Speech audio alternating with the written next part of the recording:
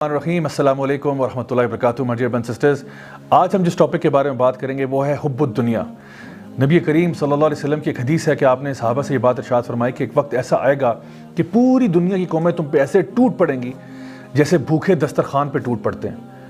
تو صحابہ نے اس بات کے اوپر تشویش کا اظہار کرتے ہوئے کہا کہ یا رسول اللہ، کیا اس ٹائم پہ ہم تعداد میں اتنے تھوڑے ہوں گے کہ غیر مسلم ہم پہ ٹوٹ پڑیں گے؟ تو آپ نے فرمایا کہ نہیں، تعداد میں تو بہت زیادہ ہوگی، لیکن تمہارے دلوں کے اندر ایک بیماری پیدا ہو جائے گی جس کا نام وہن ہے. تو صحابہ نے فرمایا یا رسول اللہ، یہ وہن کیا ہوتا ہے؟ آپ نے فرمایا حب الدنیا و کراہیت الموت، یعنی دنیا کی محبت تمہارے دلوں میں بھر جائے گی اور تمہیں موت کا خوف لگ جائے گا.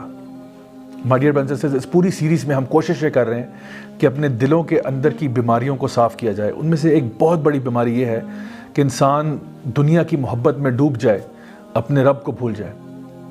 سیدنا علی بن ابی طالب رضی اللہ عنہ یہ بات ارشاد فرمایا کرتے تھے کہ دنیا ایک سانپ کی مانند ہے، یعنی دیکھنے میں بہت خوبصورت ہے، ٹچ کرنے میں بڑی سافٹ ہے، لیکن اگر تم اس کو اپنے ساتھ لپیٹ لو تو یہ تمہیں ہلاک کر سکتی ہے. تو دنیا سے دور دور سے محبت کرنا تو ٹھیک ہے، لیکن جب انسان دنیا کی محبت میں ڈوب جاتا ہے تب وہ نہ ادھر کا رہتا ہے نہ ادھر کا رہتا ہے. تو اسی لیے دنیا کو اتنا ہی استعمال کرنا چاہیے جتنا کہ انسان کی نیڈ ہو، اس سے زیادہ نہیں. نبی کریم صلی اللہ علیہ وسلم کی ایک حدیث ہے، حدیث قدسی، جس میں یہ بات ارشاد فرمائی گئی کہ اللہ کے نزدیک اس دنیا کی حیثیت جو ہے وہ ایک مچھر کے پر کے برابر بھی نہیں ہے. ایک اور روایت میں نبی کریم صلی اللہ علیہ وسلم ایک دفعہ کہیں سے گزر رہے تھے تو آپ نے وہاں پہ ایک مری ہوئی بکری کو دیکھا. اب وہ بکری مری ہوئی ہے اور مری بھی کسی بیماری کی وجہ سے. تو آپ نے صحابہ سے پوچھا کہ تم میں سے کون اس کو خریدنا پسند کرے گا؟ صحابہ نے فرمایا یا رسول اللہ، یہ تو اگر زندہ بھی ہوتی تو ہم اس کو خریدتے نا، کیونکہ یہ تو کسی شدید بیماری سے مری ہے. تو آپ نے فرمایا کہ اللہ کے نزدیک اس دنیا کی ویلیو جو ہے وہ اس مری ہوئی بکری سے بھی کم ہے. اور سوچئے یہی وہ دنیا ہے جس کے پیچھے ہم بھاگ رہے ہیں، دوڑ رہے ہیں. اس کی مثال کچھ یوں ہے کہ اگر ایک شخص جو ہے وہ کسی ٹوٹے پھوٹے مکان میں رہتا ہو اور اس کو بیچارہ پنجرے میں بند ہو اس مکان میں، اور اس کو باہر نکلنے کی اجازت بھی نہ ہو، اور بس دن میں ایک دفعہ کوئی شخص اس کو ایک ہڈی ڈال کے آ جائے کرے، اور وہ اس ہڈی کو جب دیکھے تو اس کو کھانا شروع کر دے اور کہ واہ واہ مجھے تو دنیا کی ہر چیز مل گئی. اور دوسری طرف ایک باغ ایسا ہو جہاں پہ زبردست قسم کا لان ہے اور وہاں پہ طرح طرح کے کھانے مل رہے ہیں اور وہاں پہ لوگ ہنسی مذاق کر رہے ہیں اور ایک انجوائمنٹ کا سما ہے اور جوائے رائڈز ہیں اور ڈفرینٹ خوبصورت چیزیں جس کی طرف لوگ اٹریکٹ ہوتے ہیں وہ ہیں. اب یہ شخص جو ہے اس کو اگر تھوڑی دیر کے لیے یہ منظر دکھا دیا جائے تو یہ بیچارہ شاید شرم سے مر جائے کہ میں تو کس کوٹری میں رہتا تھا، پنجرے میں بند تھا، ہڈی ملتی تھی دن میں، اور یہ لوگ جو ہیں اس خوبصورت باغ میں کیا کچھ کر رہے ہیں. تو یقین جانیے کہ جو اللہ تعالیٰ ہمیں چیز دینا چاہ رہے ہیں آخرت میں وہ بہت خوبصورت ہے، لیکن ہم لوگ اسی ہڈی کو لے کے بیٹھے ہوئے ہیں کہ ہمیں دنیا مل گئی تو سب کچھ مل گیا. اللہ سبحانہ تعالیٰ قرآن مجید میں ارشاد فرماتے ہیں بل تؤثرون الحیات الدنیا والآخرۃ خیر وابقیٰ، کہ نہیں پھر بھی تم دنیا کو پسند کرتے ہو حالانکہ آخرت جو ہے وہ بہتر بھی ہے اور زیادہ دیر پا بھی ہے. یعنی کہ کسی بھی چیز کے اچھے ہونے میں نا دو ہی کوالٹیز ہوتی ہیں، یا تو کوئی چیز کوالٹی میں بہتر ہوگی یا کوئی چیز کوانٹٹی میں بہتر ہوگی. مثلاً کہ کبھی ایسا ہوتا ہے کہ ہم کوئی چیز لینا چاہتے ہیں لیکن ہمیں کوانٹٹی زیادہ چاہیے ہوتی ہے. فار ایگزامپل آپ کسی سموسے کی دکان پہ جاتے ہیں، وہاں پہ 100 روپے کے 10 سموسے دے رہا ہے وہ، تو آپ کہتے ہو چلو بھائی آج میرا ذرا زیادہ لوگوں کو کھلانے کا موڈ بھی ہو رہا ہے تو چلو 10 روپے والے سموسے لے لیتے ہیں اور 200 کے 500 کے سموسے لے کے لوگوں میں بانٹ دیتے ہیں. لیکن کبھی کبھار ایسا ہوتا ہے کہ آپ اپنے بہن بھائیوں میں سے کسی کے ساتھ یا ہسبینڈ وائف کسی کے ساتھ جانا چاہتے ہیں اور آپ کہتے ہیں بھائی آج ذرا بارش کا موسم ہے، موڈ بن رہا ہے، تو آج وہ نا ایک اسپیشل سموسہ ملتا ہے 50 روپے والا ہوتا ہے، آج وہ لینے کا موڈ ہو رہا ہے. تو کبھی کبھار آپ کوالٹی کو پریفر کرتے ہو، کبھی کبھار آپ کوانٹٹی کو پریفر کرتے ہو. ایدر وے دونوں لحاظ سے آخرت دنیا سے بہتر ہے. آخرت جنت میں جو گھر آپ کا ہوگا وہ دنیا کے گھر سے کوالٹی میں بھی کروڑوں اربوں خربوں گنا بہتر ہے، اور وہاں پہ لوگ ہمیشہ کے لیے رہیں گے خالدین فیہا ابدا. تو پھر بھی انسان آخرت کو لات مار کے دنیا کے پیچھے بھاگنا شروع کر دے تو کتنے افسوس کی بات ہے. اللہ تعالیٰ سورہ البقرہ کے اندر یہ بات ارشاد فرماتے ہیں کہ کچھ لوگ ہوتے ہیں وہ اپنے دین کو بیچ ڈالتے ہیں یا اپنی آخرت کو بیچ ڈالتے ہیں کچھ دنیاوی فائدے کے پیچھے. تو یہ کام ایک مومن کو کم از کم سوٹ نہیں کرتا کہ وہ اس قسم کا رویہ رکھے. ویسٹرن مائنڈ سیٹ میں اگر آپ دیکھیں تو وہ بات کرتے ہیں کمپیریٹیو کیپٹلزم کی، eat your competition for breakfast and so on. اس قسم کی بکس انہوں نے لکھی ہوئی ہیں کہ how to dominate others and so on. یعنی کیوں کہ ہم لوگ ایک کمپٹیشن کے اندر ہیں، ایک دوسرے سے کمپٹیشن کیوں لگ رہا ہے؟ دنیا کے پیچھے. اللہ تعالیٰ فرماتے ہیں الہاکم التکاثر حتی زرتم المقابر. یہ جو کمپٹیشن ہے تمہارا یہ لگا رہے گا حتیٰ کہ تم قبر میں نہ اتر جاؤ.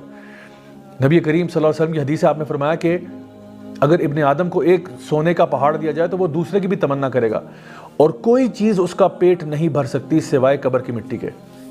یہ جو انسان کے اندر ایک گریڈ پیدا ہوتا ہے نا دنیا کے پیچھے، یہ کبھی ختم نہیں ہو سکتا سوائے کہ جب انسان قبر میں جائے گا تو قبر کی مٹی انسان کا پیٹ بھرے گی۔ مائی ڈیئر برادرز اینڈ سسٹرز، پھر ایسا کیوں ہے کہ ہم لوگ دوسروں کے ساتھ کمپٹیشن کرتے ہیں دنیاوی فائدوں کے پیچھے؟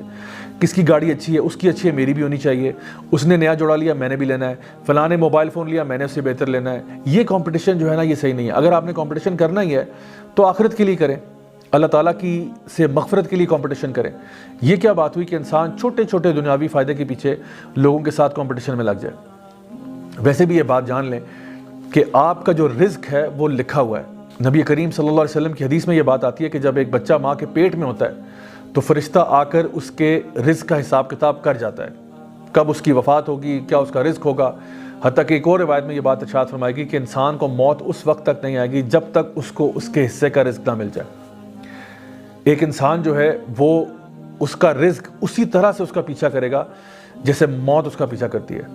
کلو نفس ذائقۃ الموت، جیسے موت ہر انسان کو آنی ہی ہے، اسی طرح سے آپ کے حصے کا رزق آپ کو مل کر رہے گا۔ آپ نے صرف اتنی بس کوشش کرنی ہے کہ آپ کوئی حق حلال کا راستہ ڈھونڈ لیں اس رزق تک پہنچنے کے لیے، حرام نہ کریں، حلال طریقہ اختیار کر لیں اس رزق تک پہنچنے کے لیے، تو آپ کو مل جائے گا۔ تو جو چیز آپ کو ملنی ہی ملنی ہے اس کے پیچھے لوگ جو ہے وہ پریشان بیٹھے ہوئے ہیں، اور جو چیز آخرت کی ہے کہ آپ کا ٹھکانہ کہاں ہوگا اس کے بارے میں لوگ بے پرواہ ہیں۔ دنیا سے محبت کے بہت سارے سائیڈ ایفیکٹس ہیں، بہت سارے ایسے ایشوز ہیں جو ہماری لائف میں آتے ہیں، ان میں سے کچھ جو بدترین ایفیکٹس ہیں وہ یہ ہیں کہ دل سخت ہو جاتا ہے۔ جو انسان دنیا کی محبت میں پڑ جاتا ہے نا اس کا دل سخت ہو جاتا ہے، پتھر دل ہو جاتا ہے، اور علماء بیان کرتے ہیں کہ کبھی بھی اس کا اچھا انجام نہیں ہو سکتا۔ جو انسان دنیا کی محبت میں ڈوب چکا ہو اس کا انجام کبھی اچھا نہیں ہوتا، اور آخرت میں تو ویسے ہی اس کا مقام چلا جاتا ہے، کیونکہ اس کا سارا فوکس، ساری اٹینشن صرف دنیا کی تگ و دور، محنت اور مشقت اس طرف تھی۔ تو ہم لوگ اللہ تعالیٰ سے دعا کرتے ہیں ربنا آتنا فی الدنیا حسنہ وفی الآخرۃ حسنہ وقنا عذاب النار، کہ یا اللہ ہمیں دنیا میں خیر عطا فرما۔ ہم مسلمان ہوتے ہوئے یہ نہیں کہتے کہ یا اللہ ہمیں دنیا ہم سے چھین لے یا ہمیں دنیا میں برباد کر دے اور بس آخرت دے دے، نہیں، ہم کہتے ہیں ربنا آتنا فی الدنیا، یا اللہ ہمیں دنیا میں بھی خیر چاہیے اور آخرت میں بھی خیر چاہیے، اور ہمیں جہنم کے عذاب سے بچا لے۔ تو مائی ڈیئر برادرز اینڈ سسٹرز، اصل چیز مانگنے والی وہ ہے ہی ہے۔ قرآن مجید کی دعائیں کتنی کمپریہنسو ہیں، اور کبھی آپ اس پہ غور کریں تو ہم یہ چاہتے ہیں کہ یا اللہ ہماری دنیا خیر سے گزرے، ہم لوگ جو ہماری نیڈ کی چیزیں ہیں وہ ہمیں مل جائیں، اور سب سے بہتر بات یہ کہ ہماری آخرت سنور جائے۔ آخر میں آپ کو یہ بات بتاتا چلوں کہ ہمارے علماء یہ بات کہا کرتے تھے کہ دنیا کے لیے اتنی ہی محنت کرو جتنا وقت تم نے دنیا میں گزارنا ہے، اور آخرت کے لیے اتنی ہی محنت کرو جتنا وقت تم نے آخرت میں گزارنا ہے۔ تو دنیا میں میکسیمم ہو بھی گیا تو 100 سال تک آپ زندہ رہ جائیں گے، لیکن آخرت تو ہمیشہ ہمیشہ کے لیے۔ ذرا سوچئے گا اس کے بارے میں۔ Until next time, this is me, Raja Ziaul Haq, signing off.